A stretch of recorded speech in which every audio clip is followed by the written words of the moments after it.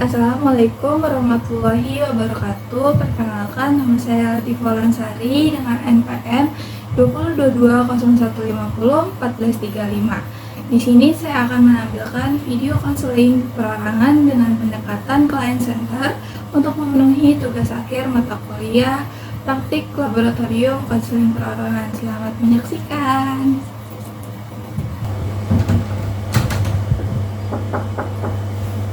Iya, silahkan masuk.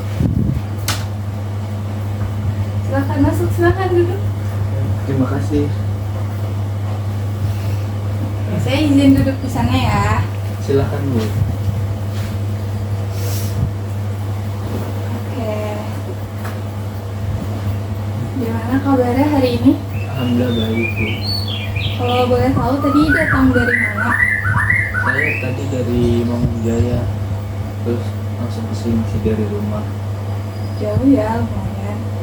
Ya cukup sekitar 20 menitan dari rumah ke sini tempat ini. Tadi di jalan macet nggak? Lumayan macet sih Bu, terutama waktu di underpass kamu tadi. Iya, di situ memang biasa macet sih ya. Iya, puncak macetnya di situ. Panas juga ya, lumayan hari ini. Kabar keluarga gimana di rumah? Alhamdulillah pada baik. Alhamdulillah. Tadi kesini masnya naik apa? Saya naik motor kesini Bu. Biar kita lebih akrab lagi, masnya lebih nyaman dipanggil siapa nih? Kakak atau mas? Mungkin kakak aja sih Bu. Kakak aja ya. Oke, mungkin kita bisa mulai perkenalan dulu dari namanya siapa, tinggal di mana, usianya berapa, gitu ya Kak? Nama saya Akbar Setiawan, umur saya 19 tahun. Saya tinggal di Mangunjaya, Tambun Selatan. Oke, sebelumnya perkenalkan, saya Latifah Lansari. Di sini saya sebagai konselor yang akan membantu permasalahan kakak, dan kakak di sini juga sebagai klien yang harus berpartisipasi aktif untuk menceritakan permasalahannya kepada saya, dan juga berpartisipasi aktif untuk dapat menemukan solusi dari permasalahan yang sedang kakaknya hadapi. Sebelumnya kalau boleh saya tahu, kakaknya bisa datang untuk konseling hari ini. Sebelumnya kakaknya kesini untuk konseling kan? Betul sekali untuk konseling. Nah, kakak dapat rekomendasi untuk konseling hari ini tuh dari siapa? Kalau boleh saya tahu. Saya waktu scroll Instagram itu saya menemukan postingan untuk bimbingan konseling di sini. Jadi kakak merasa cocok ya untuk konseling di sini ya? Iya, saya mungkin pengen konseling juga sih Bu. Baik, jadi sebelumnya kakak belum pernah melakukan konseling? Belum sama sekali. Belum tahu apa itu konseling juga? Betul, belum sama sekali. Oke, jadi di sini nanti saya akan melakukan penstrukturan terlebih dahulu, yang dimana itu saya akan menjelaskan apa itu konseling, fungsi konseling, asas-asasnya dalam konseling, gitu kan, dan tujuannya. Baik. Jadi konseling itu merupakan proses pemberian bantuan yang dilakukan oleh seorang ahli atau konselor, yaitu saya, kepada individu yang sedang mengalami masalah atau biasanya disebut dengan klien, yaitu kakaknya, yang nantinya akan bermuara pada teratasinya suatu masalah pada kehidupan efektif sehari-hari dan kehidupan efektif sehari-hari yang terganggu. Gitu, apakah dapat dipahami? Lumayan. Oke, selanjutnya saya akan menjelaskan tujuan dari konseling itu sendiri. Nah, tujuan dari konseling itu sendiri ada dua. Yang pertama, tujuan CAS atau kehidupan efektif sehari-hari, dan tujuan kehidupan efektif sehari-hari yang terganggu. Nah, yang mana tujuan CAS itu fokusnya untuk mengatasi masalah yang sedang kakak hadapi, dan tujuan CAST atau kehidupan efektif sehari-hari yang terganggu itu fokusnya pada pengembangan kognisi kakak, keterampilan kakak, dan pemahaman diri kakak, di mana di situ kakak sedang mengalami suatu masalah. Bisa dipahami Kak? Bisa Bu.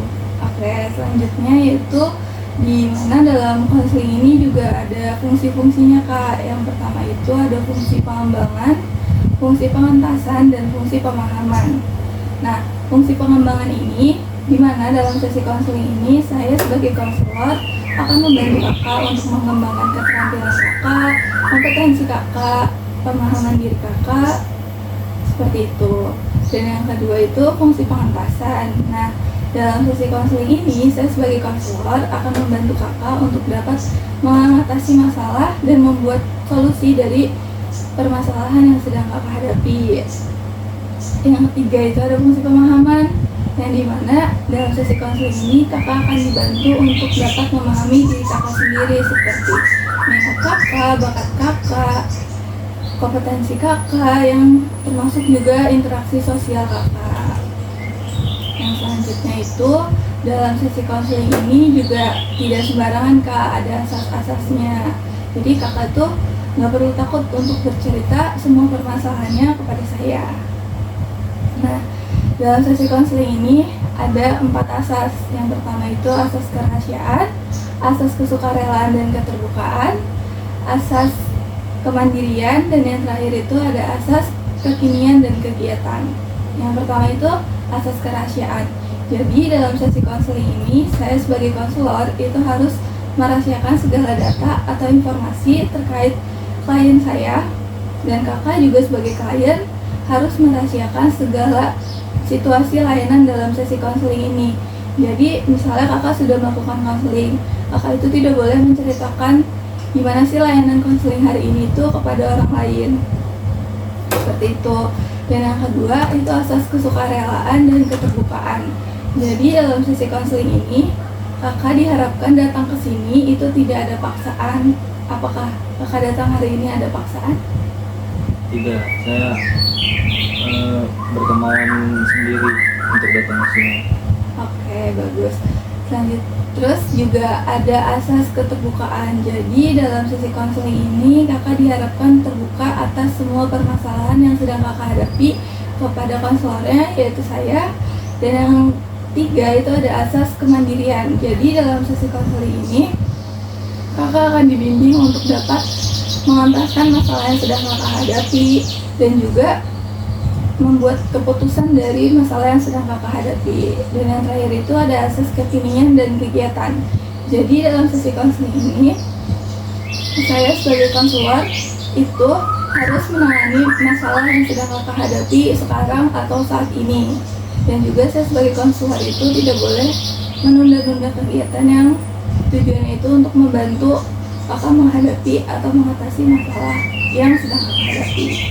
Apakah penjelasan saya sudah dapat dipahami? Sudah cukup. Oke. Selanjutnya kita akan melakukan kontra konseling. Bagaimana kalau konseling ini kita waktukan selama 30 menit.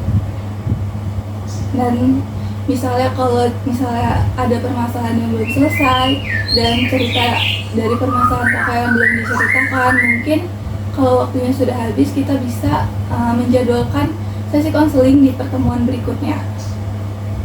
Bagaimana? Apakah kakak setuju? Setuju. Oke.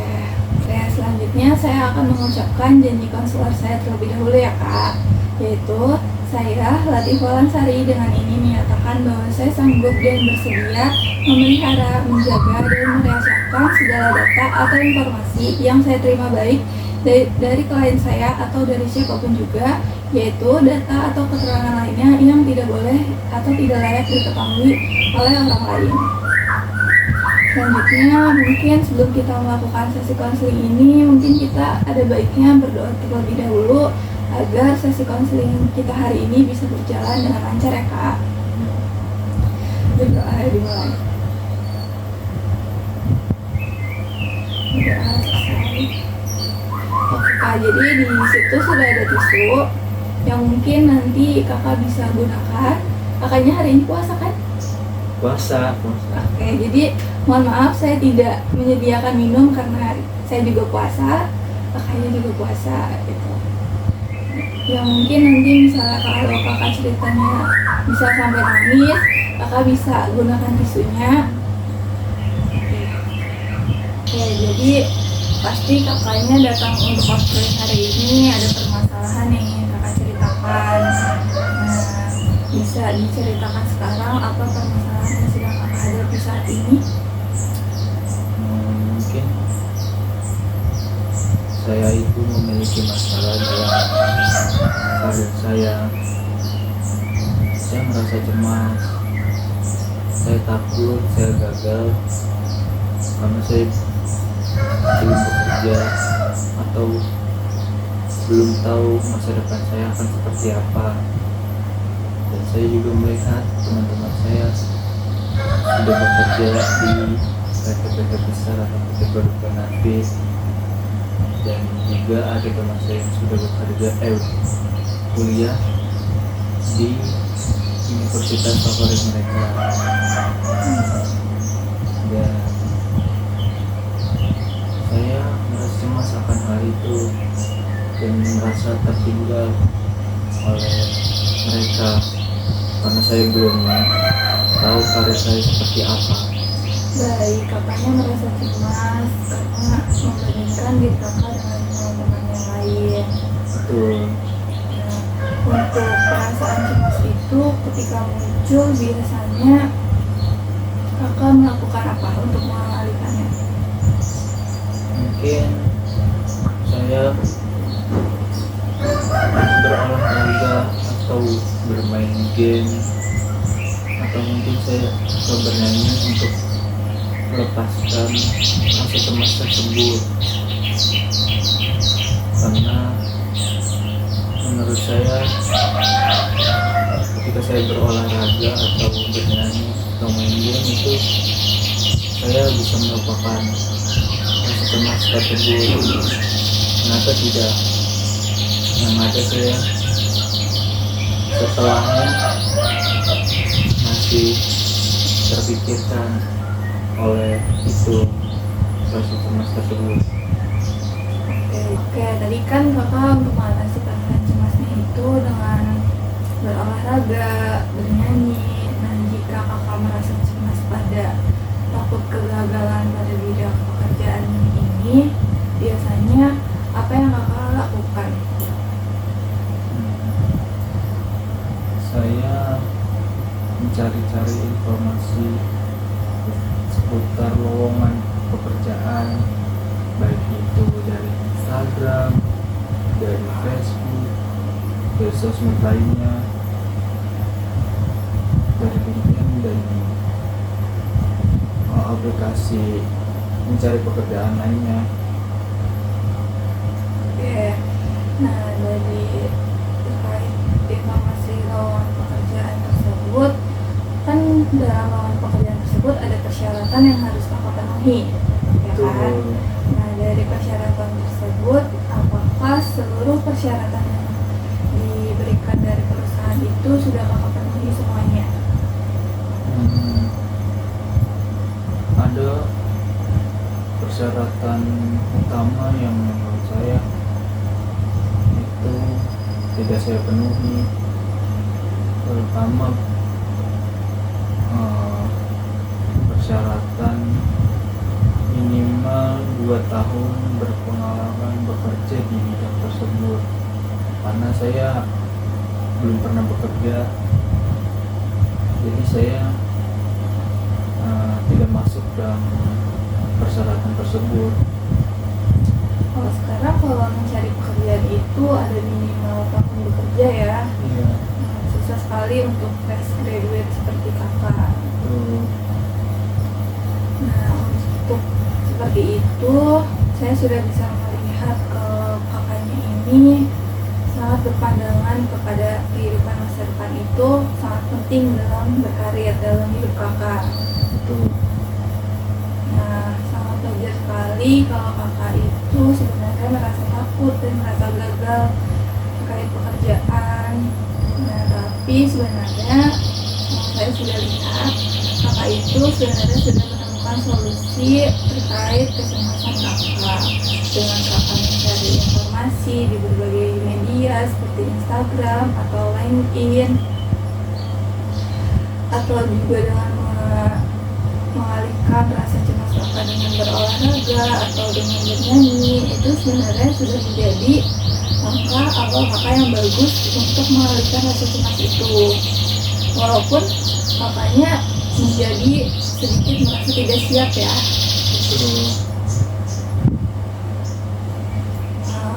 Apakah sekarang kakaknya masih merasa takut? Saya betul sekali lagi, saya masih merasa takut akan kegagalan, tidak dapat bekerja, dan juga tidak dapat memenuhi ekspektasi orang tua, keluarga, teman, dan orang-orang terdekat lainnya. Oke, sebelumnya saya izin bertanya, apakah kakaknya sekarang ini tinggal bersama keluarga? Saya bersama kakak saya yang kedua. Saya hanya berdua dengan dia karena orang tua saya sudah di kampung. Apakah orang-orang terdekat kakak ini sering memberikan kakak dukungan untuk mencari informasi lowongan pekerjaan atau mencarikan kakak pekerjaan seperti itu? Sudah, saya sering kali diberitahukan lowongan pekerjaan oleh teman-teman saya, oleh guru saya, oleh saudara saya, dan juga kakak saya yang suka mendukung saya jika saya mendapatkan kesempatan untuk tes di PT-PT tersebut. Jadi sebenarnya keluarga kakak juga sering memberikan kakak dukungan, tapi kakaknya juga masih merasa cemas ya. Betul. Oke, terus tidak apa-apa kok kak, wajar sekali dan manusiawi kalau kakak itu merasa takut akan kegagalan. Nah, mungkin kita bisa lihat nih dari sisi yang lain, yang mana kakaknya bisa membayangkan mungkin kalau 5 tahun ke depan nanti atau 5 tahun lagi kakaknya itu ingin seperti apa, bekerja di bidang apa, atau apakah bekerja di bidang yang kakak sukai atau di PT seperti apa? Ya, mungkin saya ingin bekerja di PT-PT Bonafit atau PT-PT besar yang ada di Indonesia, karena saya ingin sekali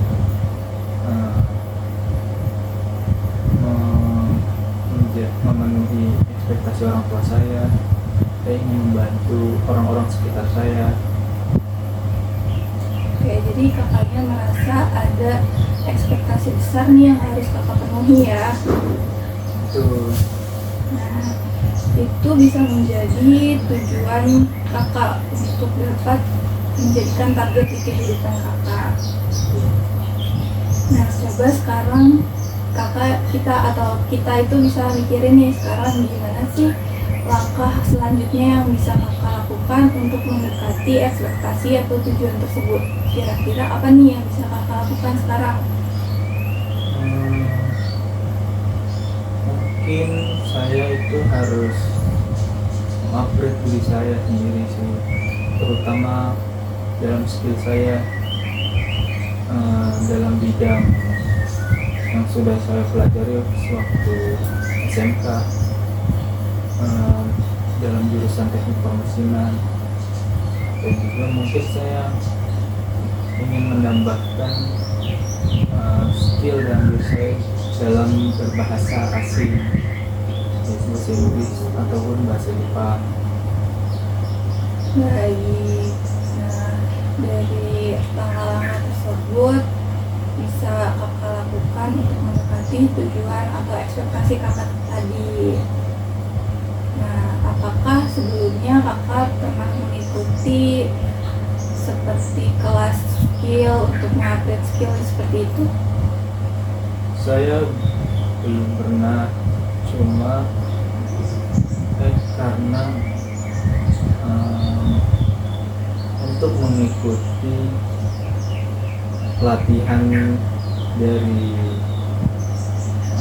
negara, dari Disnaker itu ada tes tersendiri dan saya pernah gagal waktu itu untuk mengikuti itu, dan saya tidak dapat, dan saya juga sebenarnya berusaha untuk mengupgrade skill saya berbahasa Inggris dengan cara saya melatih kosakata saya dengan berbahasa Inggris atau berbahasa Jepang dan lainnya.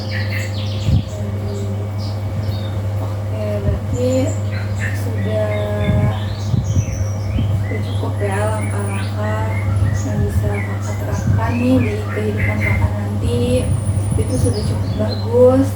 Nah, dari sesi konseling ini apa yang kakak harapkan pada kecemasan kakak tadi? Saya berharap ya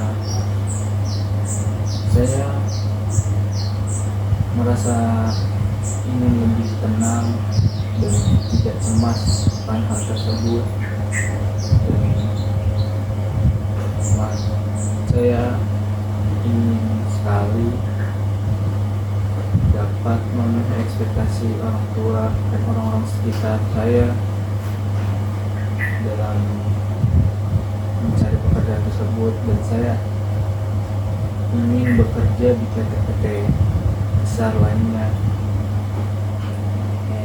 Apakah orang tua kakak itu sering memberikan kakak dukungan? Kan kakak katanya tidak tinggal satu rumah ya dengan orang tua. Nah, tinggal jauh seperti itu, apakah orang tua sering memberikan kakak dukungan? Ya, mereka sering sekali mendukung saya dengan via telepon atau via WhatsApp, menanyakan kabar saya bagaimana. Dan ketika saya gagal, mereka memberikan support kepada saya, dan memberikan kata-kata atau apapun itu. Jadi masih berhubungan baik ya dengan orang tua. Kakak bisa nih kalau misalnya kakak masih cemas, kakak bisa menelpon orang tua biar merasa lebih tenang lagi, itu juga bisa. Oke, sekarang apakah ada yang ingin diceritakan lagi? Sudah cukup ya. Sudah cukup ya. Gimana nih perasaannya setelah tahu bahwa ada nih langkah-langkah yang bisa kakak lakukan untuk mendekati tujuan kakak tersebut, yang bisa kakak terapkan pada kehidupan kakak sehari-hari? Ya, sekarang saya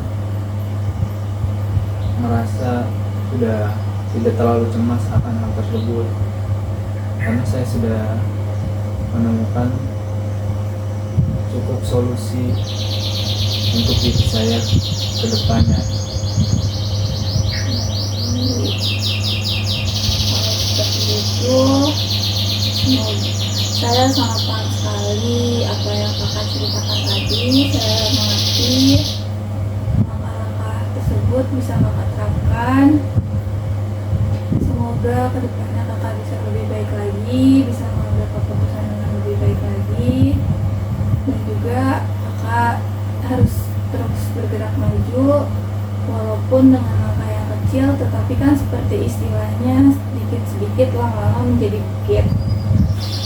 Yang penting kakaknya jangan gampang nyerah. Apakah sampai sini sudah bisa dipahami? Sudah. Oke, kalau seperti itu mungkin ada baiknya kita berdoa terlebih dahulu untuk menutup sesi konseling hari ini. Berdoa dimulai.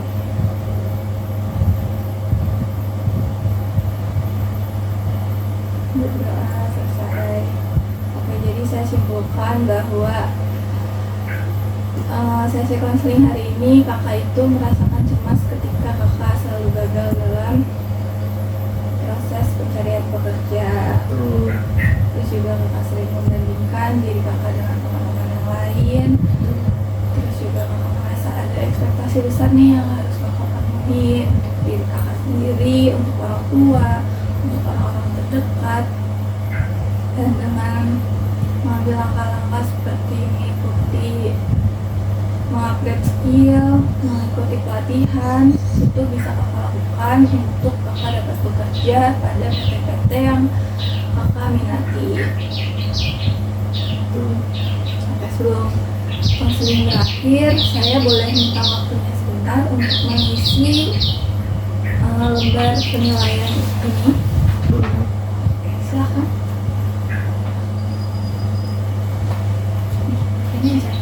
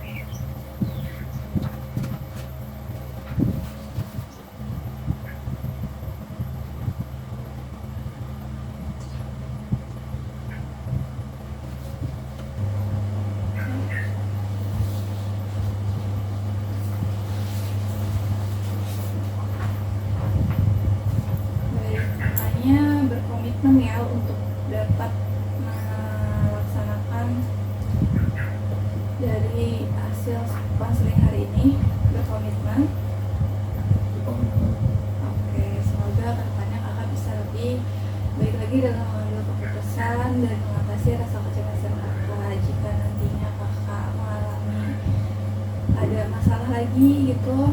Makanya bisa datang ke sini untuk bercerita dan menyelesaikan masalahnya bersama saya. Tapi semoga tidak ada ya. Semoga saja tidak ada. Oke, terima kasih sudah secara sukarela datang dan bercerita mengenai permasalahannya kepada saya. Saya sangat-sangat berterima kasih. Apakah kakaknya ingin langsung pulang atau gimana nih? Mungkin saya langsung pulang aja. Oke, baik. Sekarang? Ya. Oke, saya antar. Yuk.